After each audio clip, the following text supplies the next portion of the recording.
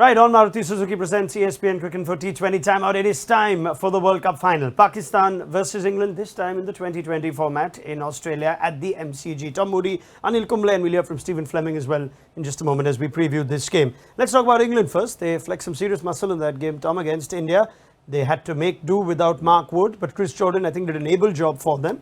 Now, as they wait on fitness from both those players, what sort of call do you think they should make for the final in terms of selection? Let's assume Wood is good enough to play. Yeah, look, if Wood's fit, he plays, in my view. I think he's an important part of their the makeup of their side, that genuine pace, that impact bowler in the middle of the innings. I think it's going to be important at the MCG with the big square boundaries, you know, that short pitch approach. And I think also Pakistan's middle order, you know, is potentially vulnerable to that genuine pace. So to me, if Wood's fit, definite in.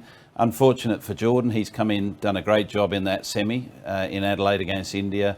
Didn't do a lot wrong. Yeah, he got hit for a couple of boundaries, as you can do at the back end of the innings, but I think it's a better side with Wood in it. Malan Salt? Look, that's an interesting one. Malan, I can't see getting fit, so I don't think that decision's going to have to be made. Fine. But yeah, look, Malan would have to be absolutely 100% fit to make a change there. Yeah, it doesn't matter who's a three, and if the openers only get you 170, 180 without loss if you need it that way. What will be the difference here, Anil? When Pakistan looked good too, they chased emphatically against New Zealand.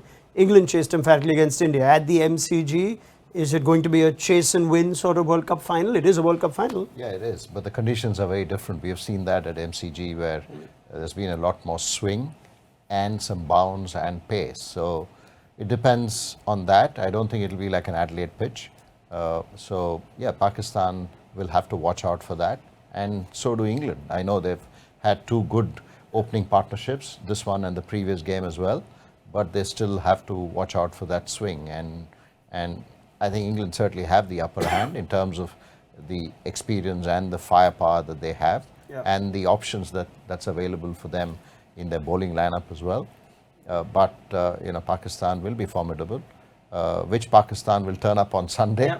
That will be the big question. Okay, two very formidable sides. If we look at the options, Flem, both have all-rounders. Both played a similar template in the semi-finals. Their top orders seem to be firing. They've got good spinners. They kept their opposition quiet in the first innings. What's going to be the difference in the final?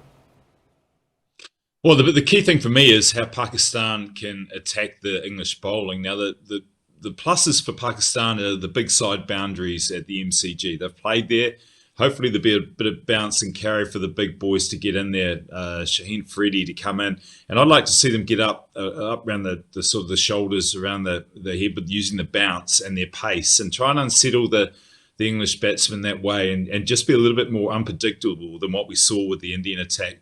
Different conditions, much different dimensions. So with the side boundaries, play it short, use the changes of pace, and rip in hard. Really use that extra advantage of having 3 or 4 of the real strong pace attack and try and knock the top off, because you have to fight fire with fire. We've seen how dangerous that England batting order can be. So you've got to be aggressive with the ball to then give your batters a chance. And again, that's going to have to take some courage as well if you're chasing a big score. But that's the real battle, was that Pakistan seam attack against the English top order. Can we call a favourite? No, tough. No? Because I feel the Pakistan bowling, it'll all depend on that and how England cope with it.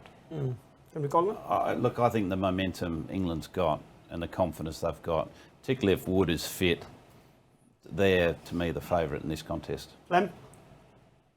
Yeah, I think they are. Their last performance would have done a huge amount for their confidence. That was an absolute demolition of a good side. So they'll go in very, very confident. So I certainly have England in front. All right, thank you very much. Anil Kumble, Tom Moody and Fleming. It looks like England have the edge. Will they be 20-over champions like they are ODI champions? Or will it be Pakistan once again in a first-time World Cup in Australia? Join us for build-up for the final on Maruti Suzuki Presents ESPNcricinfo T20 Timeout.